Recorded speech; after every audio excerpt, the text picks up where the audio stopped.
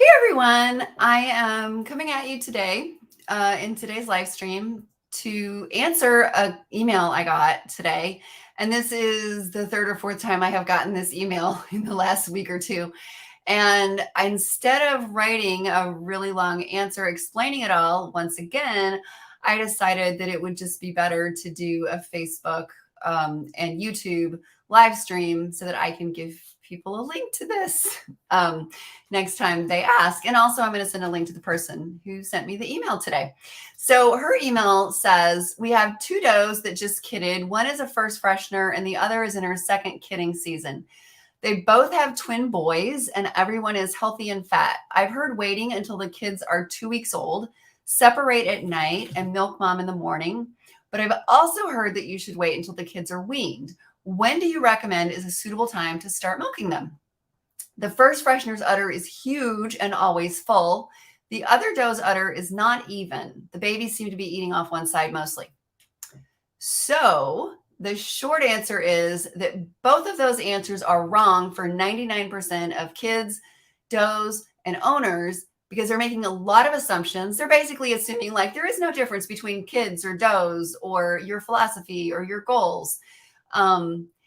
And that's not true. Like every doe is different. Every kid is different. Some kids are way more tenacious than others. Some does produce more than others. Some does produce less than others. And just telling people, just carte blanche, oh, just start separating all the kids overnight is a recipe for poor weight gain, which leads to coccidiosis in the kids because if they don't get enough milk, they're going to have a very poor immune system and they are not going to be able to fight coccidia very well. You know, you find a lot of people who think that they have to start their kids on coccidia prevention when they are 3 weeks old. And this is why.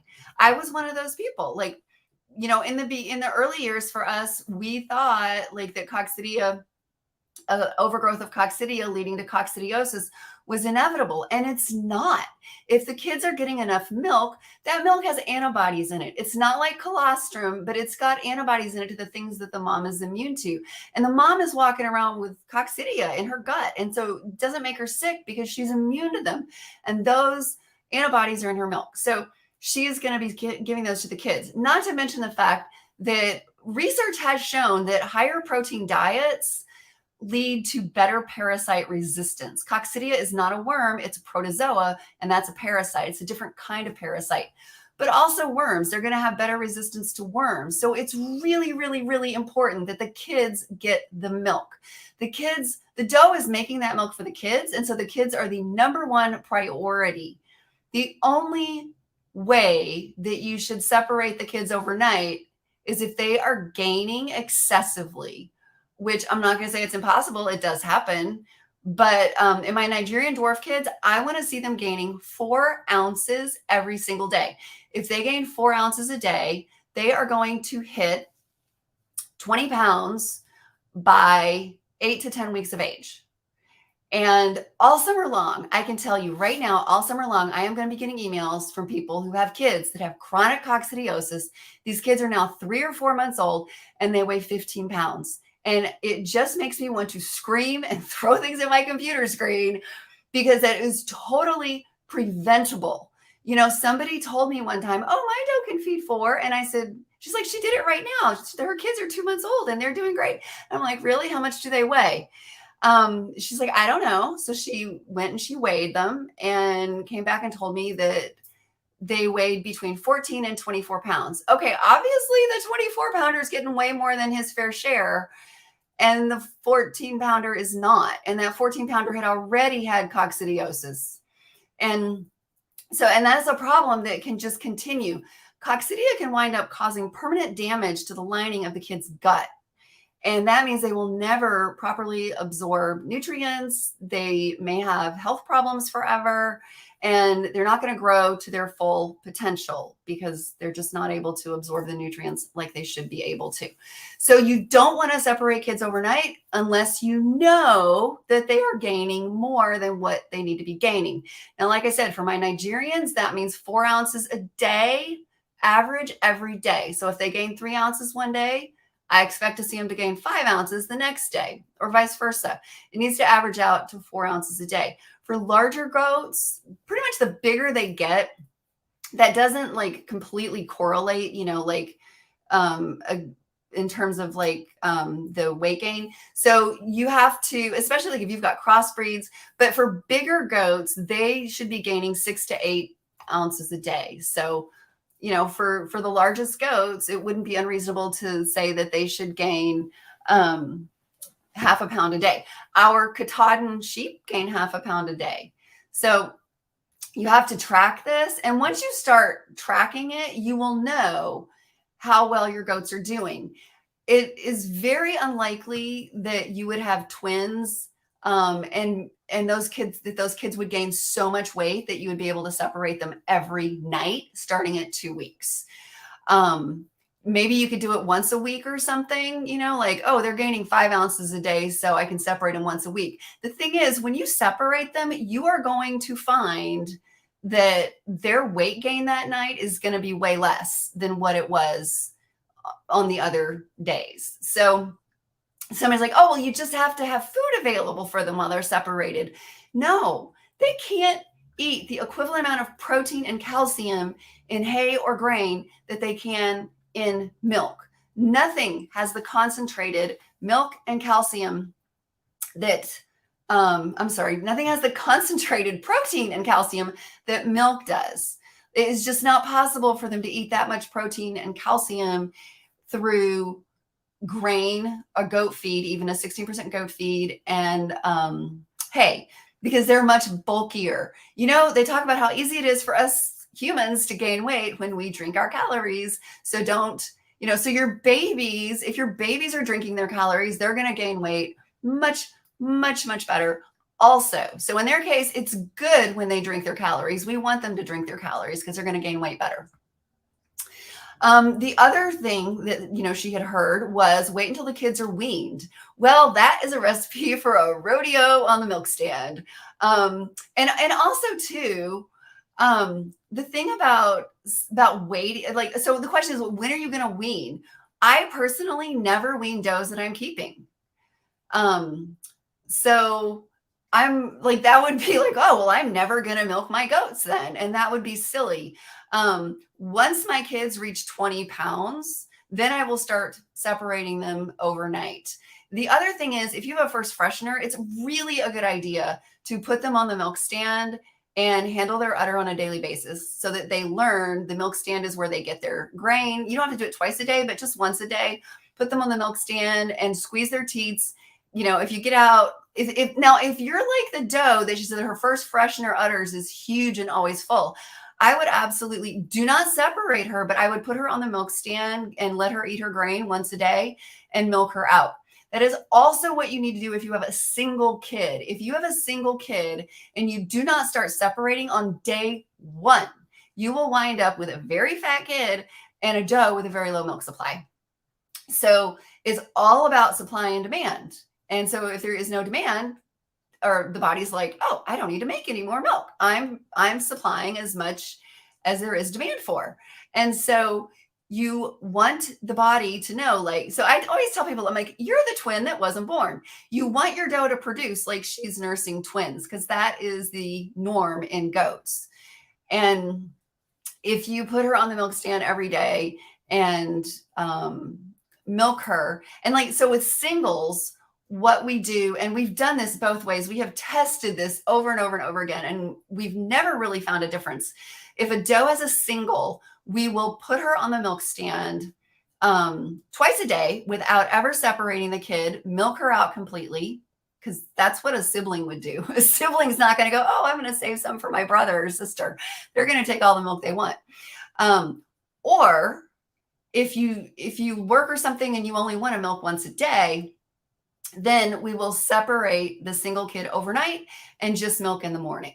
But we only do that with singles, and you need to start on day 1. Basically, the kid, that single kid that is born gets all of the milk that they can consume within the first 12 hours, or I should say colostrum. After they're born, that single kid gets all of the colostrum that they can consume within the first 12 hours. And then I milk them out and put that in the freezer in 4-ounce increments in freezer bags. And it says,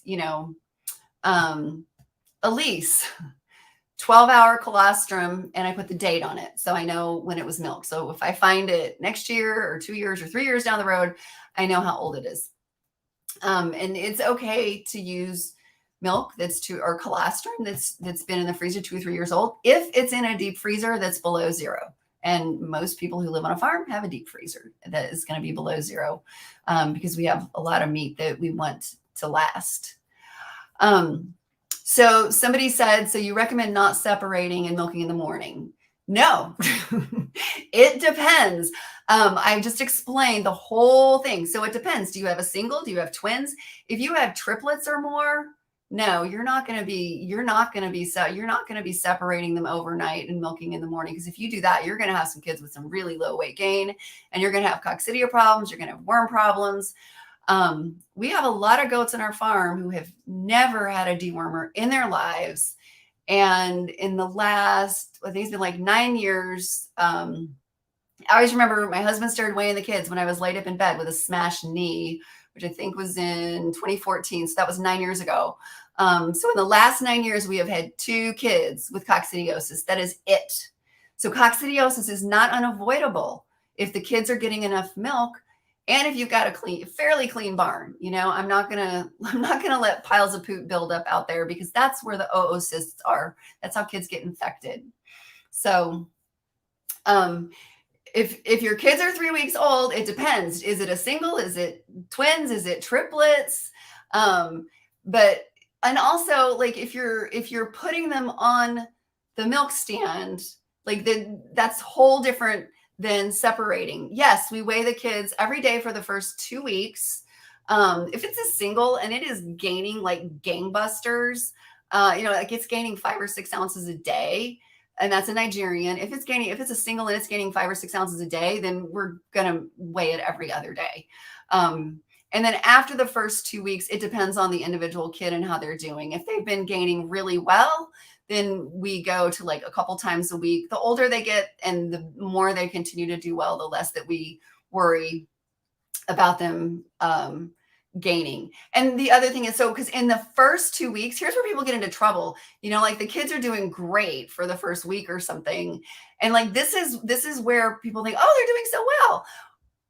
Their demand. So my Nigerians, I want to see their weight double in the first 2 weeks. When their weight doubles, that means that their demand for milk doubles. So yeah, the goat might have been able to have tons of milk the first week. And you see this like with quads and stuff, the doe does a great job feeding them for the first week or so. And then after that, one of them starts to fall behind, because as they gain weight and their need for milk increases, then the doe cannot keep up. And that was like what happened to us. The very first set of quads we ever had was back in 2004. And one of the kids almost died. She was completely flat out on her side, doing the best dead goat imitation ever. She couldn't suck. She was completely lethargic. And we wound up having to tube feed her to save her life, and bring her back. And then she was raised as a bottle baby. And I wish I could say, oh, we learned our lesson there, but we didn't, because there's so many people online who are like, oh yeah, your goat can raise 4.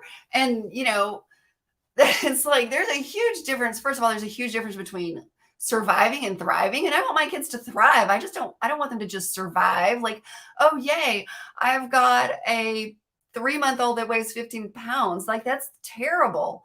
The kid, she almost died. She was 2 weeks old when she almost died, because basically, it was like 4 kids. There were 3 very big bossy boys and this one doe who could not compete with them. A doe only has 2 teats, and the boys were knocking her off the teats all the time. And I was even worried about it. And I'm like in the Yahoo group saying, is this a problem? And everybody's like, oh no, not a problem. It's like, yeah, that was a problem.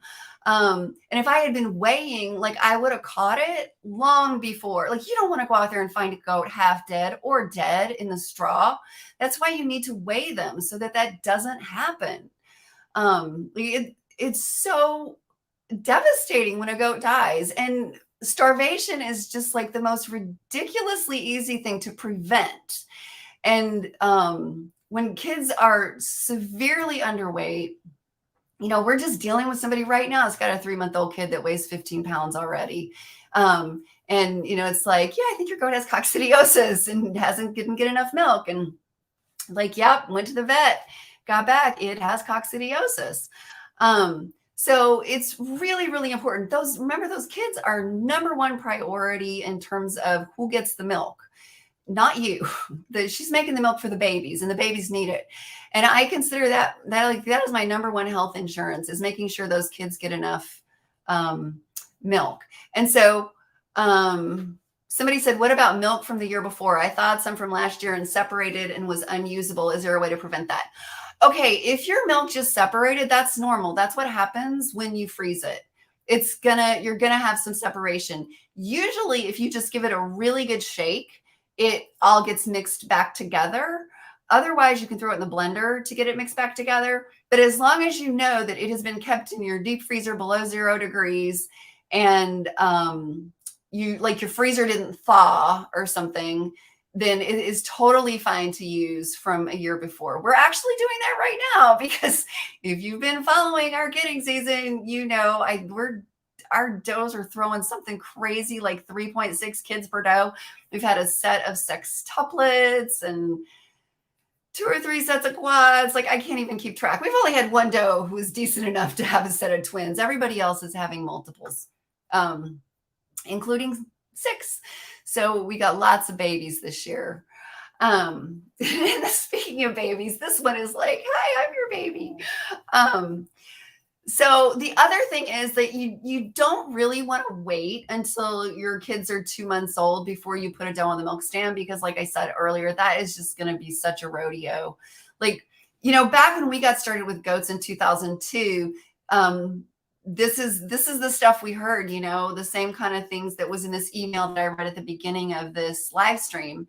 And that is that and it's crazy. Like, here we are 21 years later, and people are still passing around this same information. And that is either, start separating them overnight at 2 weeks, which is a recipe for poor weight gain and coccidiosis in the kids.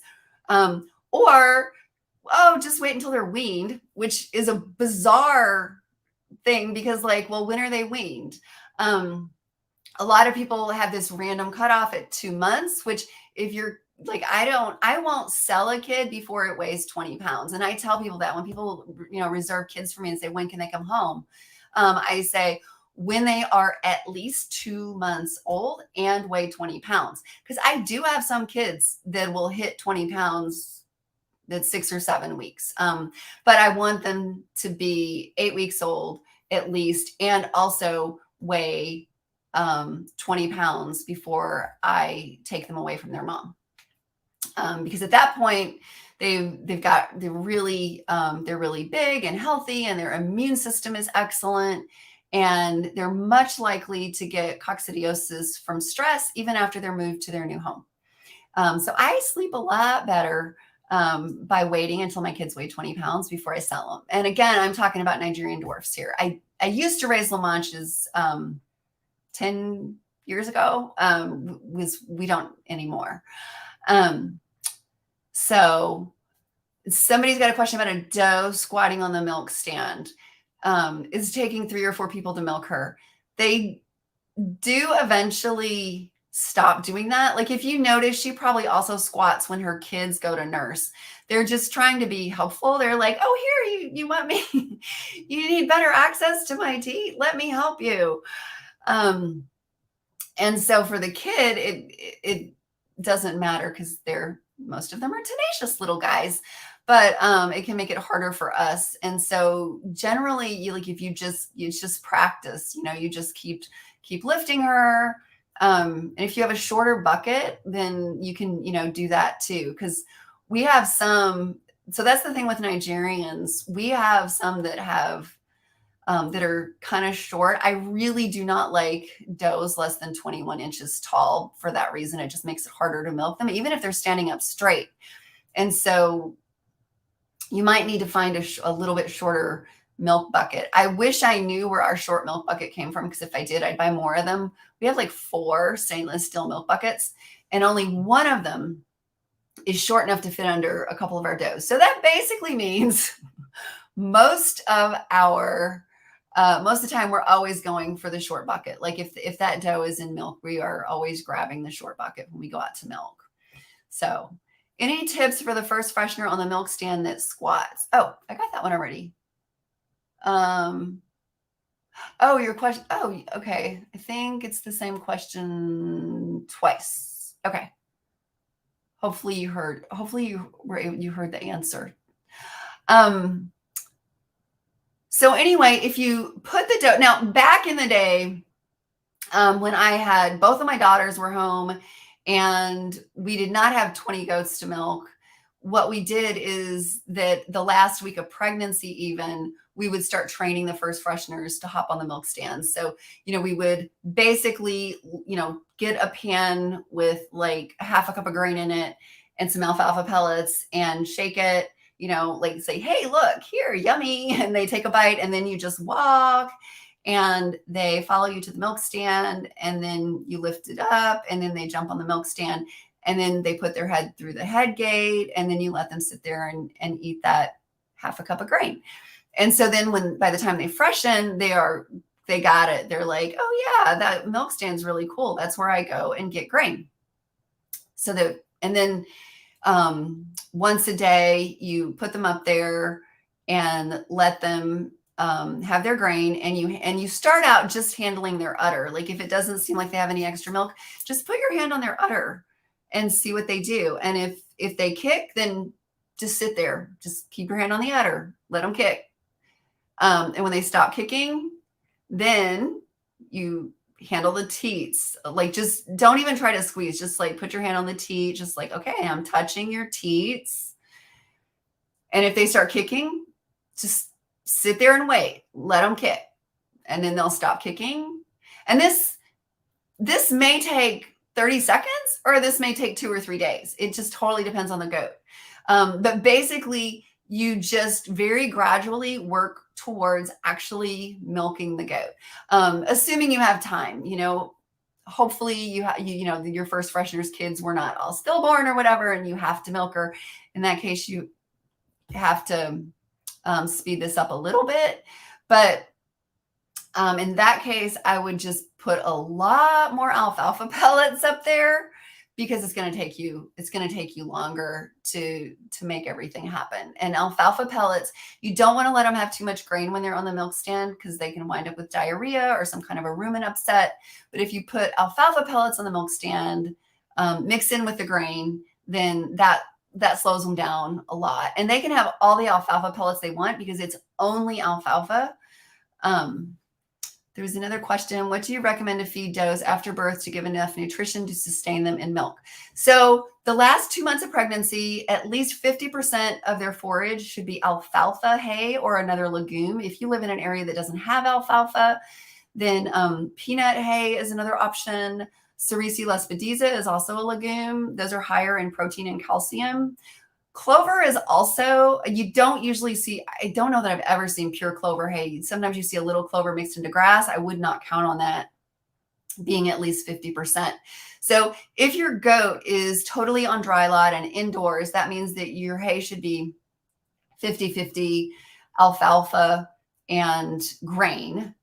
If your goat is on pasture, then I would get 100% alfalfa hay and just give them that hay in the evening when they come into the barn, and just make the assumption that like all day long when they're out on pasture, they're getting 50% of their intake. And then when they're in the barn, they're getting the rest. More than 50% is fine. Our goats, because we milk all of our goats until they're 3 months pregnant. And basically our goats are either pregnant or milking all the time. We milk some of them for 2 or 3 years. So all of our does are getting 100% alfalfa all the time. And in Illinois, from about November until the middle of April, that means 100% of their diet is alfalfa. And that is totally fine for goats. You will have cattle people freaking out on you, telling you, you're good, they're going to get hypocalcemia if they get pure alfalfa. Yeah, that would be true if they were a cow, but they are not little cows. And I did a whole podcast episode with Dr. Van Son from Pennsylvania State University. And he said, if there is one way that you are going to make a goat have hypocalcemia is to not feed her alfalfa. Goats are not little cows. They absolutely need alfalfa. So if you don't have access to good alfalfa hay, then you do have the option of alfalfa pellets. They are the same. They are 100% alfalfa. If it says alfalfa pellets on the bag, that's alfalfa pellets. And so that is going to have the same nutritional value as hay, as alfalfa hay does. It just is not the long stem forage. They do need long stem forage. So, because goats produce bicarbonate when they chew. Some of you have heard me say this before. So if they're not chewing a lot, which they don't when they're eating grain and when they're eating pellets, then they should have free choice baking soda available so that they so that they don't get a stomach upset from eating, from not having enough bicarbonate. And then the other thing is a goat feed that is 16% protein. You don't need to give them more than 16% protein. If you do, they're just going to pee it out, which means you're paying extra money for having protein in their urine. You don't want to do that.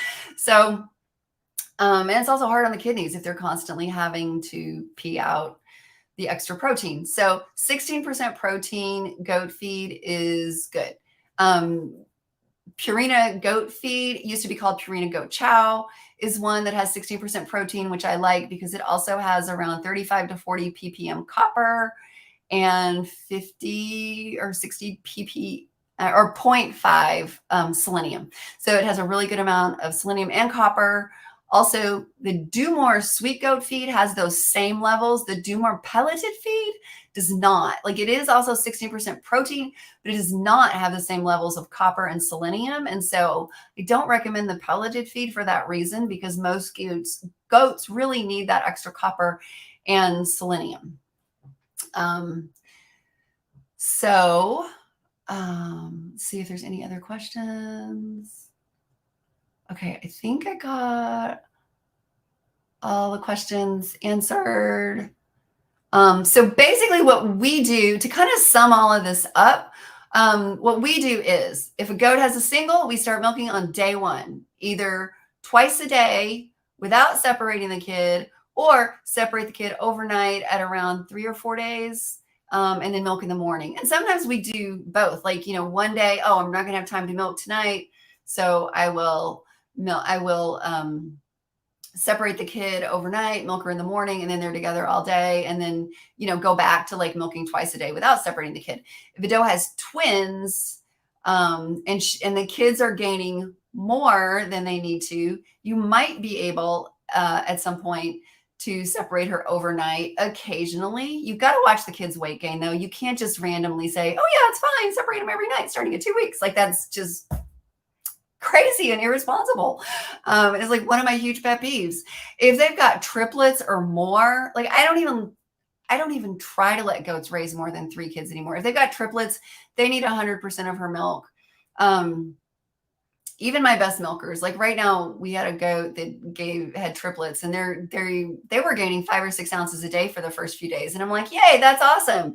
And after a week, they're at 4 ounces a day because their weight has increased dramatically, which means their demand has increased dramatically. So, it's like you have to watch the kids and make the decisions based on the kids, because they need to be your number one priority. And then, like I said, with the does that we keep, with wethers and with does that we keep, we never wean them from their mom ever. Those are the ones, once they weigh 20 pounds, we will separate them overnight from their mom, milk mom in the morning, and then they spend all day with mom and just rinse and repeat. That's what we do for as long, forever, basically. And then that way, also, the cool thing about that is that if, for example, if we're really busy or something and we have to skip a day milking, not a big deal, because the kids are still nursing. So I would not, however, go too long, because one year we went on vacation And this was when our youngest daughter was a teenager, and we came back to severely reduced milk supply in a couple of our does because she's like, oh, I didn't milk them because they had a kid nursing. And it's like, but they're 8 months old. They're not nursing that much. Like, yeah, you could do that for one day and it would be all right, but not for a week. So again, you have to pay attention to what's happening. What about weaning boys to prevent pregnancy? I typically take the boys out at about 10 to 12 weeks. So yeah, if they're not weathered, if they are intact bucks, then I do take them out at about 8 to 10 weeks, or 12, sorry, 8 to 12 weeks. So kind of depends on how big they are. Again, I want them to be 20 pounds too. And that's one of the reasons, like, it's really important to make sure, pay attention. I want them to be 20 pounds. So once they reach 20 pounds, which it's going to happen, usually 8 to 10 weeks, 12 weeks at the very latest, then I take them out. So, all right. Thanks so much for joining me tonight, guys. It's been really fun talking about this. And now I got a video to refer people to when I get this question again, which will probably be like somebody else tomorrow. So take care, everyone. Have a great night. If you're listening later and you got questions, you know the drill. Comment and I'll respond. Bye.